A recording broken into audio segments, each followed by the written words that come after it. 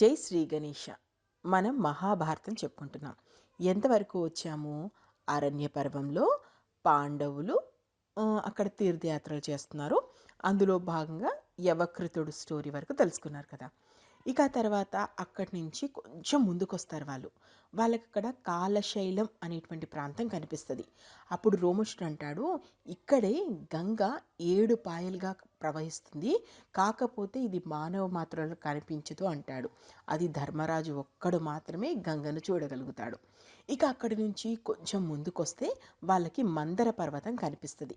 ఇదిగో ఇక్కడే అనేక రకాలైనటువంటి ఆయుధాలు ధరించినటువంటి గంధర్వులు, కిన్నరులు, కింపురుషులు, దేవతలు ఉంటారు.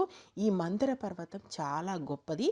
దీనికి 6 యోజనాల తర్వాత కైలాస పర్వతం ఉంది, అక్కడ కుబేరుడు కూడా ఉన్నాడు అని చెప్తాడు.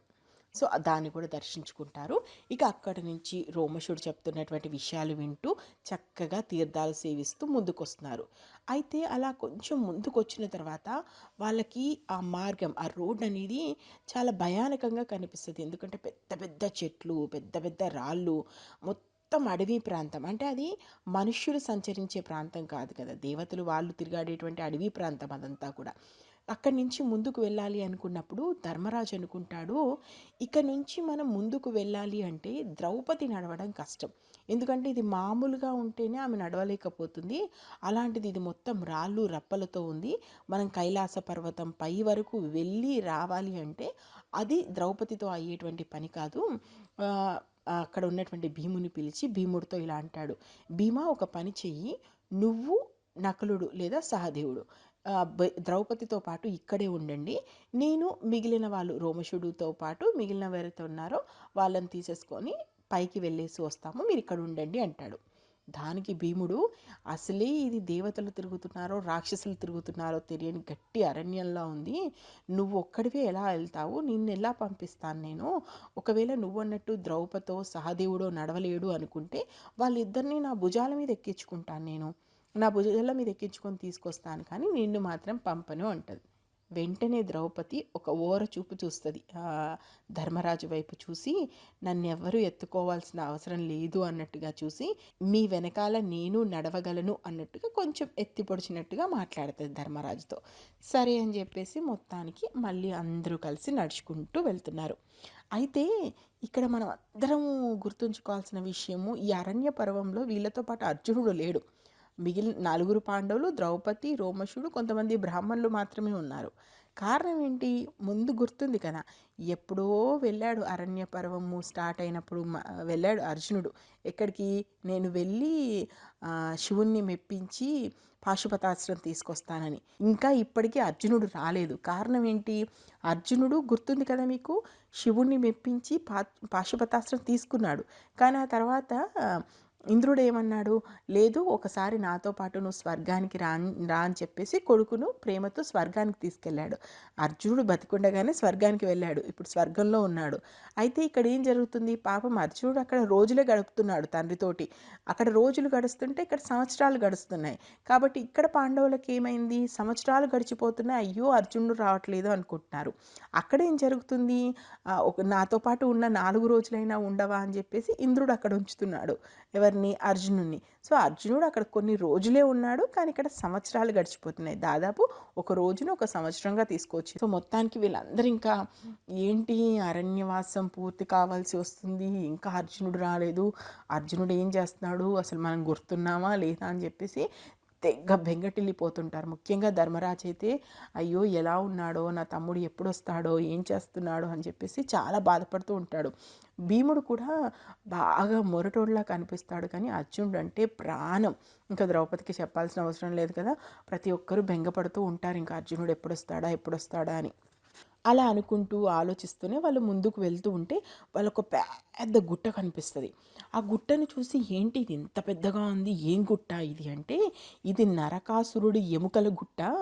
నరకాసురుడు అనేటువంటి ఒక రాక్షసుడు ఇంద్ర పదవి కోసము పెద్ద తపస్సు చేశాడు, కానీ ఇంద్రుడు భయపడిపోవడంతో విష్ణుమూర్తి అతన్ని చంపాడు, అతని ఎముకల గూడే ఇది అని చెప్తాడు. అసలు అంత పెద్దగా ఉంటుంది అది. ఇక దాని గురించి తెలుసుకున్న తర్వాత ఇంకా ముందుకు వెళ్తుంటారు. అక్కడ పెద్ద ఎత్తుగా ఉన్నటువంటి గాంధమదనం అనేటువంటి ప్రాంతానికి చేరుకుంటారు.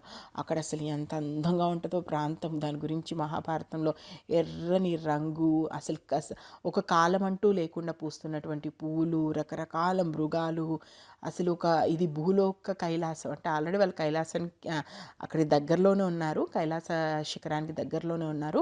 అసలు భూలోకంలో ఉన్న అందమంతా కూడా ఇక్కడే ఉందా అన్నంత అందంగా ఉంటుందన్నమాట గాంధమదనం అనేటువంటి ప్రాంతం.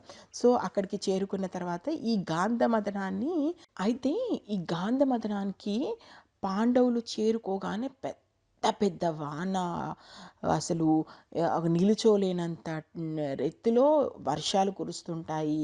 దారులన్నీ కూడా ఎక్కడిదక్కడికి మూసుకుపోతాయి. ఎక్కడ సూర్యుని యొక్క కనీసం ఒక కిరణం కూడా వాళ్ళకి కనిపించదు. ఏం జరుగుతుందో తెలియదు. చెట్లన్నీ ఊగిపోతుంటాయి. జోరు వాన కురుస్తుంటుంది. అసలు ఏం చేయాలో అర్థం కాదు. ప్రతి ఒక్కరు కూడా తమకు ఎక్కడెక్కడ దగ్గరలో ఉన్నటువంటి ఏదో ఒక చెట్టు మొదలు పట్టుకొని ఉంటారు. వెంటనే భీముడు రియాక్ట్ అయిపోయి ద్రౌపదిని తన దగ్గరికి తీసుకుంటాడు. ద్రౌపదిని అదేవిధంగా కొన్ని అస్త్రాలతో తనుంటాడు. అదేవిధంగా ధౌమ్యుడు, ధర్మరాజు, సహదేవుడు వీళ్ళు ఒక చెట్టు దగ్గరికి వెళ్తారు.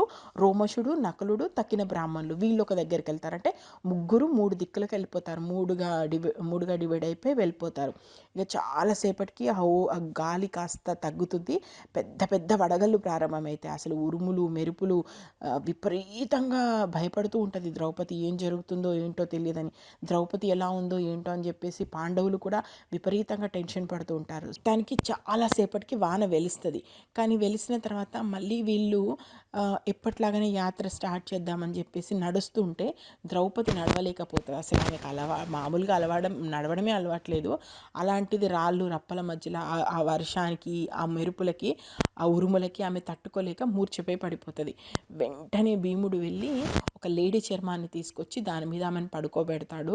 ఆ తర్వాత ఒక అరిటాకు తీసుకొచ్చి దాంతో మెల్లగా ఆమెకు విసనకర్రలా విసురుతూ ఉంటాడు. నకులుడు వచ్చి ఆమె రెండు చేతులు పట్టుకొని రెండు చేతులకి ఇలా మర్దన చేస్తుంటాడు. సహదేవుడు ఆమె రెండు పాదాలు పట్టుకొని రెండు పాదాలకి ఇలా మర్దన చేస్తూ ఉంటాడు. కాసేపు కాళ్ళు ఒత్తుతారు, చేతులు ఒత్తుతారు, ఆమె కాస్త నీళ్లు తాగిస్తారు, అటు ఇటు అటు ఇటు గాలి వీస్తారు. అసలు ఆమెకి ఎన్ని సపర్యలు చేయాలో అన్ని సపర్యలు చేస్తారు. అక్కడి నుంచి ఎదురుగా వాళ్ళ తమ్ముళ్ళు పడుతున్నటువంటి బాధ ద్రౌపదిని చూసి తట్టుకోలేకపోతాడు ధర్మరాజు. నేను ఒక్కడిని కదా, ఆ రోజు నేను కనుక జూదం ఆడకపోయి ఉంటే ఇంత పరిస్థితి వచ్చేదా, అయ్యో ద్రౌపదికి ఇంత కష్టం వచ్చింది ఏంటి అని చెప్పేసి చాలా బాధపడతాడు ధర్మరాజు. అసలు అప్పుడు ద్రౌపది మీద ఉన్న ప్రేమను పాండవులు చూపించినటువంటి తీరు చక్కగా ఉంటుంది మహాభారతంలో. ధర్మరాజు కూడా చూస్తుంటాడు ద్రౌపది వైపు, అయిపోయింది మంచి అవుతుందా, మేల్కుంటుందా లేదా, అసలు ఈమెకి ఏమైపోయింది, అసలు లేవగలుగుతుందా లేదా, అయ్యో ఏం జరిగింది అని చెప్పేసి ధర్మరాజు పడుతున్నటువంటి టెన్షను. ఆ నలుగురు అన్నదమ్ములు నాలుగు వైపులా వెళ్ళి ఏ రకంగా ద్రౌపదిని ఆమెను మూర్ఛ నుంచి బయటికి తీసుకురావాలని వాళ్ళ ప్రేమను మొత్తం అక్కడ చూపిస్తారు. సో ఇలా మొత్తానికైతే కాసేపటికి ద్రౌపది లేస్తుంది. లేచి నిల్చున్న తర్వాత ఇంకా మళ్ళీ ధర్మరాజు భీముడి వైపు తిరిగి అంటాడు, ఇక కష్టం, ఇలాంటి ప్రాంతంలో మనం ద్రౌపదితో ముందుకు సాగలేము, ఇంత రాళ్ళు రప్పలుగా ఉంది కాబట్టి మనం దీనికి ప్రత్యామ్నాయంగా ఏమైనా ఆలోచించాలి.